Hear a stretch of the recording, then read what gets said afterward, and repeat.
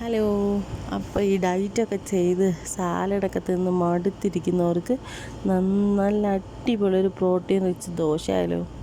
അതിനായിട്ട് ഒരു കപ്പ് ചെറുപയർ, ഒരു കപ്പ് ദാൽപയർ, ഒരു കപ്പ് ഉഴുന്ന്, പിന്നെ ഇതിലേക്ക് നമുക്ക് സാമ്പാർ പരിപ്പ് വേണമെങ്കിൽ ചേർക്കാം. എൻ്റെ കയ്യിലില്ലായിരുന്നു, അതുകൊണ്ട് ഞാൻ ചേർത്തില്ല.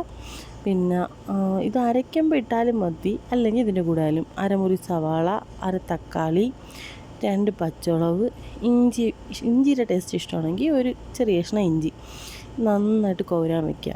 ഇത് കുതിർന്ന് അരയ്ക്കുന്ന സമയത്ത് ഉള്ളിയും തക്കാളിയും പച്ചമുളകൊക്കെ ഇട്ടാലും മതി. ഞാൻ ഇപ്പോൾ അതിന് മുമ്പ് ഇട്ടെന്നേ ഉള്ളൂ. ഇട്ടതിന് ശേഷം നന്നായിട്ടൊരു 2 മണിക്കൂർ നന്നായിട്ടൊന്ന് കുതിർന്ന് വരുന്നവരെ വെയിറ്റ് ചെയ്യാം.